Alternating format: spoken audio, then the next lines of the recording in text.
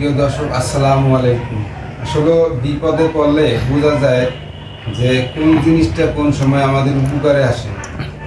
আজকে আপনারা দেখতে পাচ্ছেন এই যে স্টোভ চুলা, কেরোসিন স্টোভ চুলা, ইন্টারনেট না থাকার কারণে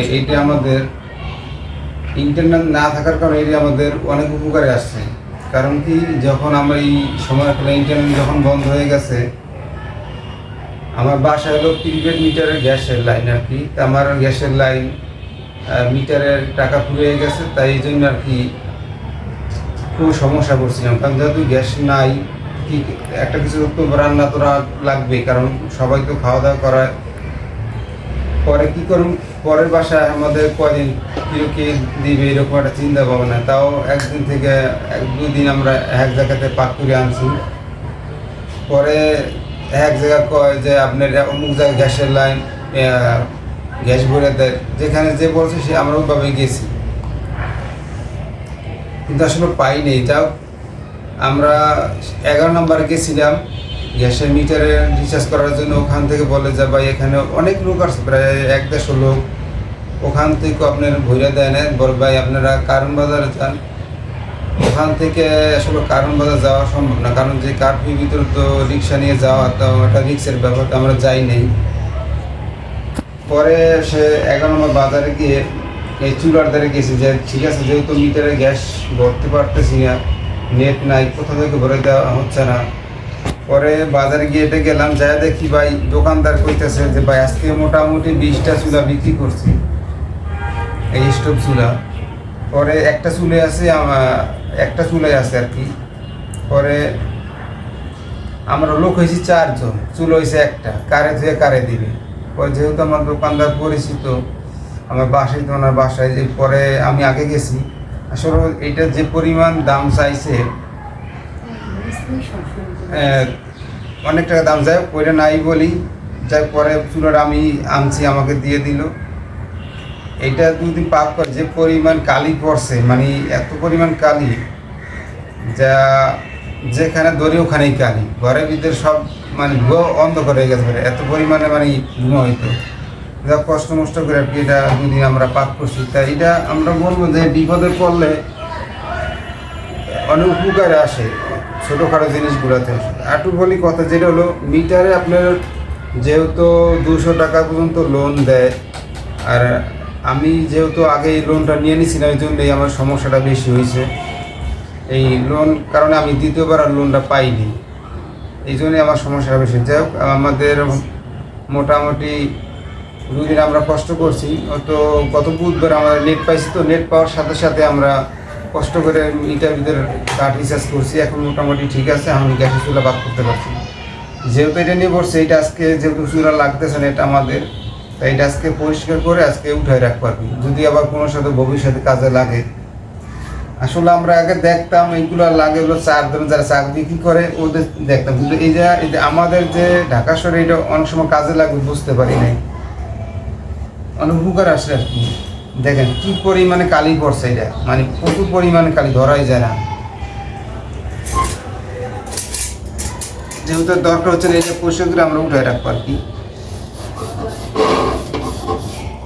প্রচুর পরিমাণে কালি, দেখেন ধরাই, এত পরিমাণ কালি হয়েছে এটাই।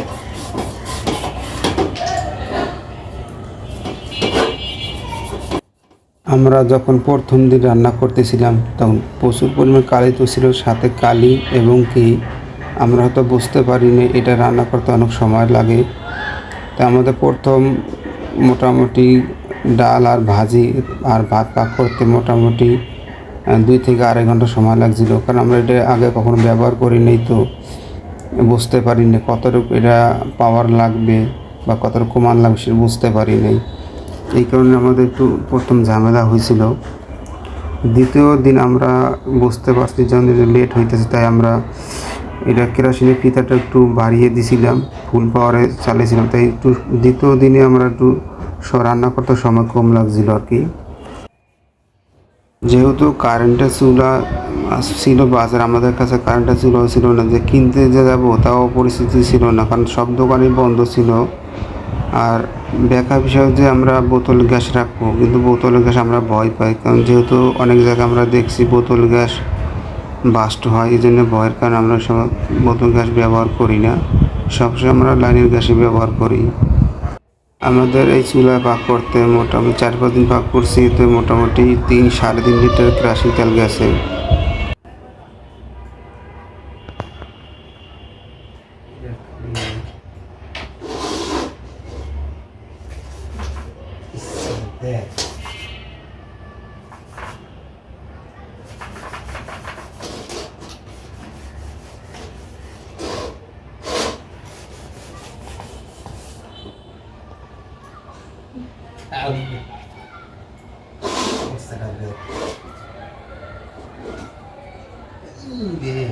কেরাসিন আছে ভিতরে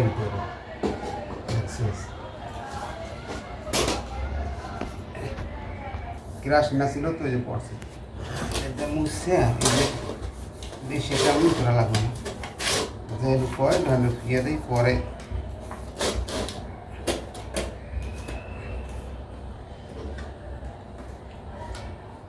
কালি এসে এইটা মোটামুটি কালি রয়েছে, বুঝছেন?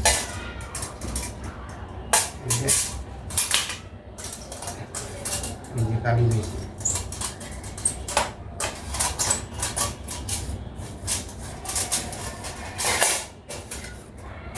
আসলে বিপদে পড়লে বোঝা যায় যে কোন জিনিসটা কোন কাজে আসে। নেট ইন্টারনেট এমন একটা জিনিস, কোনটার সাথে কোনটা সংযুক্ত মানে বোঝাই মুশকিল।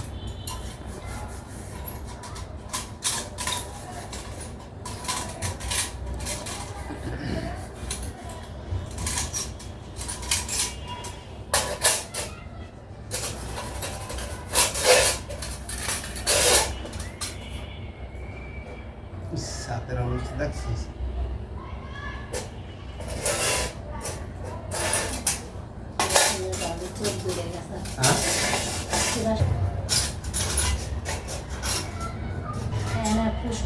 লাস্ট ফিনিশিং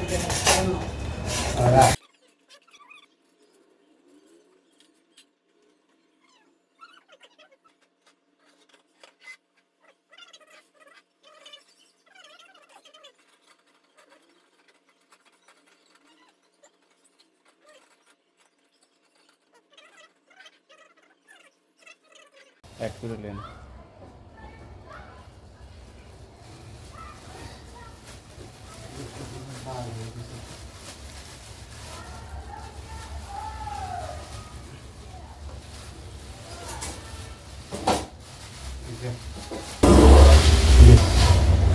যেহেতু আমার কাজ শেষ, এটা পেশা রেখে দিলাম, ভবিষ্যতে যদি কাজে লাগে আবার ব্যবহার করব।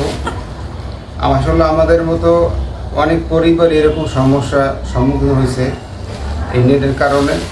যে হোক, যে যেখানে আছেন সুস্থ আছেন, ভালো আছেন। আজকে ভিডিও এই পর্যন্ত। আশা করি সবাই সুস্থ থাকবেন, ভালো থাকবেন। আল্লাহ হাফেজ।